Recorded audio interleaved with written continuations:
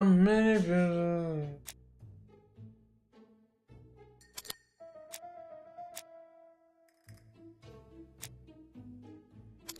Okay.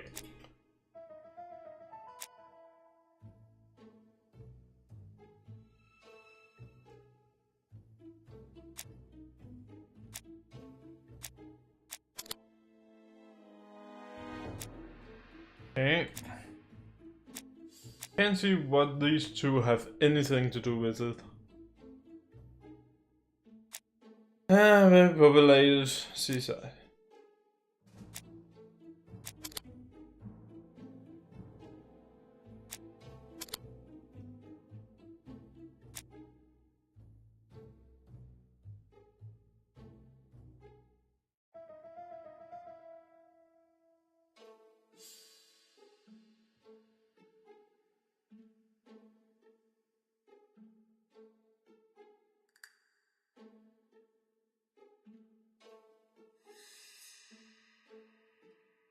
Okay.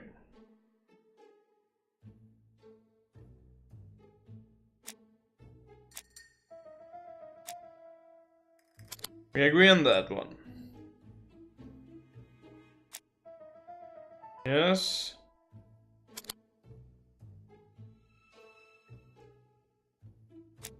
All victims suffer. Ah, there we go. The burned documents are medical records, and without a doubt, they come from Clark's archives. First of all, because all the patients have throat conditions. And secondly, their name starts with either A, B, C, or D, and it is precisely the files that match these letters that have been tampered with. But why burn these files? How come the names of the two victims appear on them? And who are the two other patients? These are very good questions.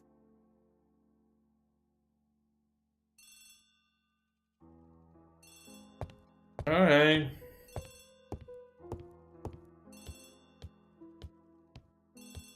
I've finished with this. Hello, Poirot? Any news, Chief Inspector?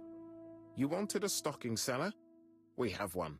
Reported by his landlady, who thought he was behaving suspiciously. He has the most unbelievable name. Answer Alexander Bonaparte Costa. Alexander Bonaparte Cust. Yes, Alexander Bonaparte Cust? How did you guess? Poirot, you have magical powers. It's a serious lead. I called Doncaster. A person matching Cust's description has been seen at the station. He got off the train from London, but after that, nobody knows where he went.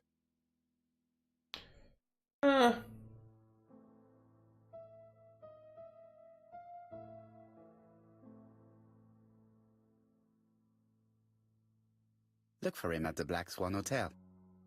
What? How do you know he's there? Trust me, Chief Inspector. You appear to be very sure of yourself. Very well. I'll call the Black Swan straight away. The owner is going to get a shock when he learns that there's a murderer under his roof.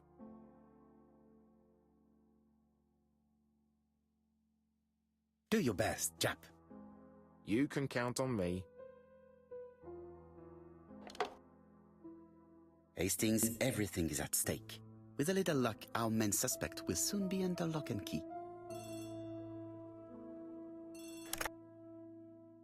So, has Cust been arrested? Yes, the Doncaster police are sending him by train. That is good news. But why so gloomy, Chief Inspector? Well, when I told the hotel owner that he was sheltering a murderer, he collapsed. He's dead? No, fortunately, but it has taken its toll on him. It has to be said that with his name starting with the letter D, he had every reason to fear Cust. I bet he was going to be the next victim.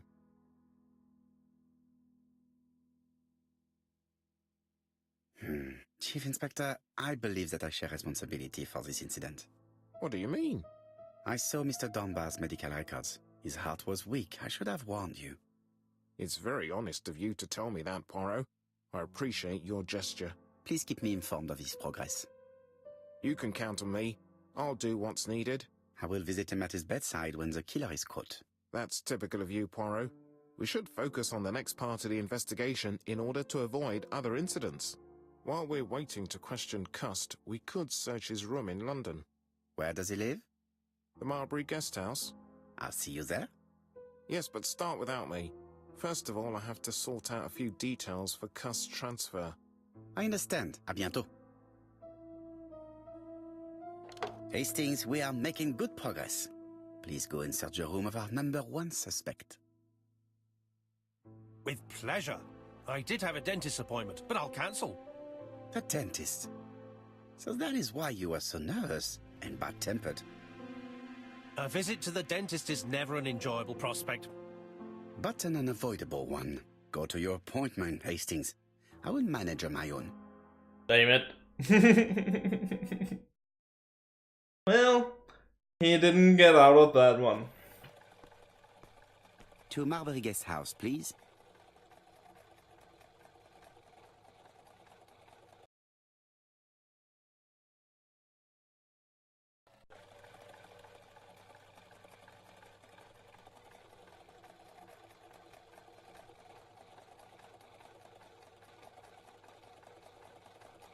Let's go in.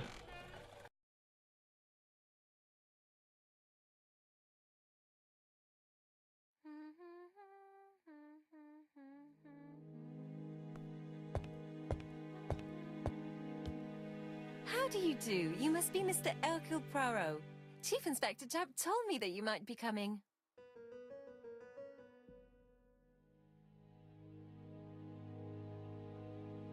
Madame, you may be of valuable help to me.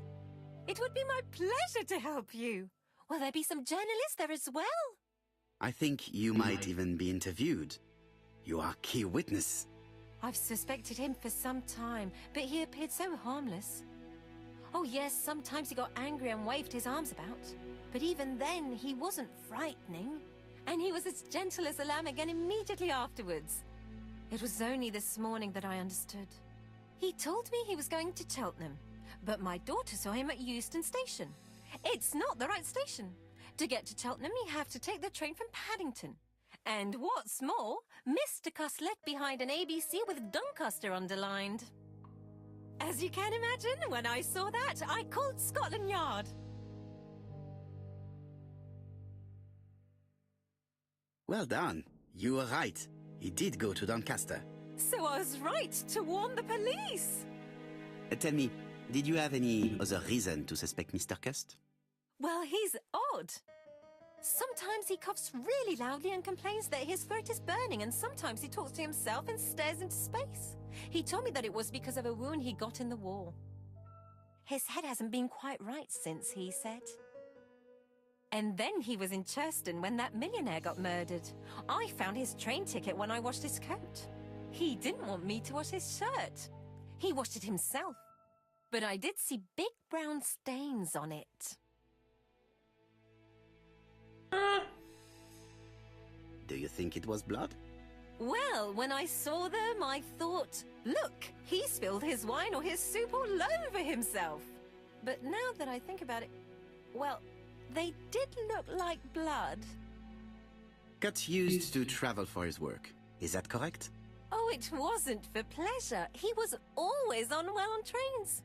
But he had to sell his stockings around England. I have to respect my engagements, he used to say. Do you know where Cust was at the time of the murder in Andover and Bexhill? On June the 21st and July the 25th? No, I don't know. That was a while ago, you know. But surely you keep a register. It won't do you much good. Mr. Cust rents his room for the year. If he goes away for a few days, I have no reason to make a note of it. Ah, I remember one thing. Bexhill's by the sea, right? Indeed, it is a large seaside resort. Well, as it happens, at the start of July, Mr. Cust asked me to repair his bathing dress. Suspicious, huh? Very interesting. Please continue. I also forgot to say that he started buying newspapers that talked about the case.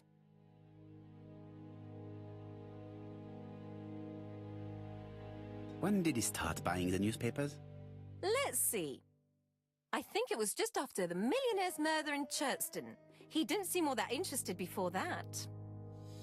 That will be all for now. I'm going to take a look at his room. Take the key on the counter. Because you can't reach it. Oh, yes, of course you can't.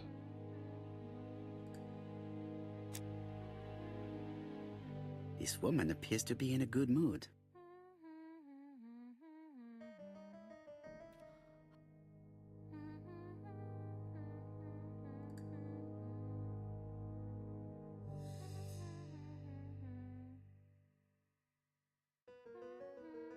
Mrs. Marbury is in a good mood.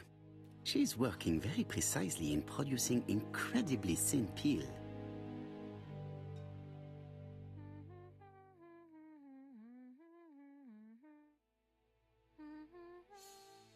I should check the register. Mrs. Marbury may have been hiding something from me. I don't think my register will help you. Mr. Cuss rents his room all year.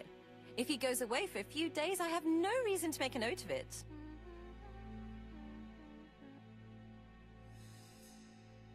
The truth is becoming apparent, and I have something to say to Mrs. Marbury.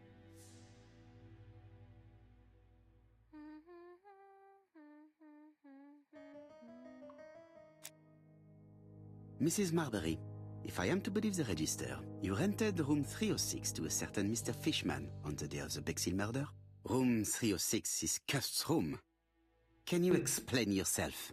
Yes, I remember. Just for one night as a favor. Mr. Cust was away, all my other rooms were taken, and poor Mr. Fishman had nowhere to go.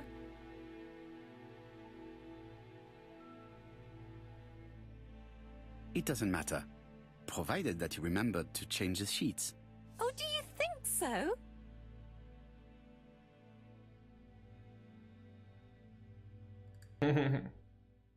Okay, you're going up.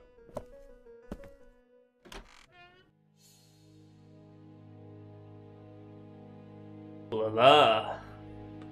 Just fixing the last. So let's see.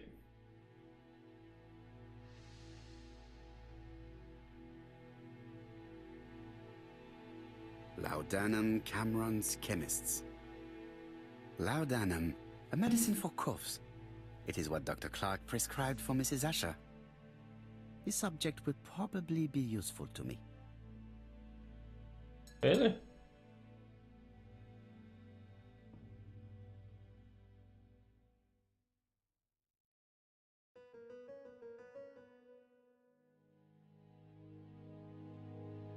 Diethyl barbituric acid, Johnson Company. I know this medicine. It is a powerful sedative. This subject would probably be useful to me.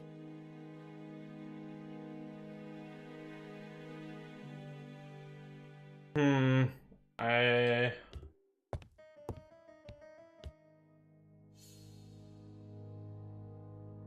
Okay. John Milligan, Managing Director, Silky Legs, Frederick Street, Leicester. To A.B. Cust, Marbury's Guest House, 1935, May the 21st.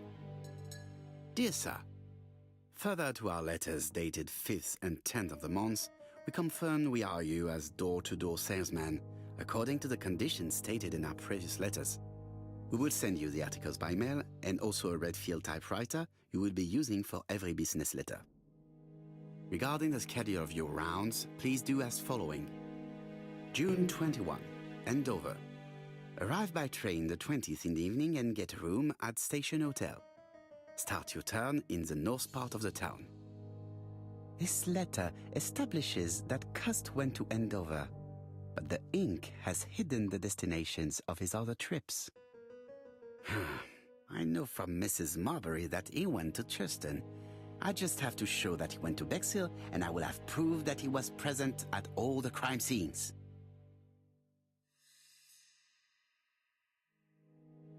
Did Cust drop it when he opened the window, or was it Mrs. Marbury while she was cleaning? Cust is parsimonious. He keeps his pencils and sharpens them until there is nothing left. It is clear that he did not grow up in luxury.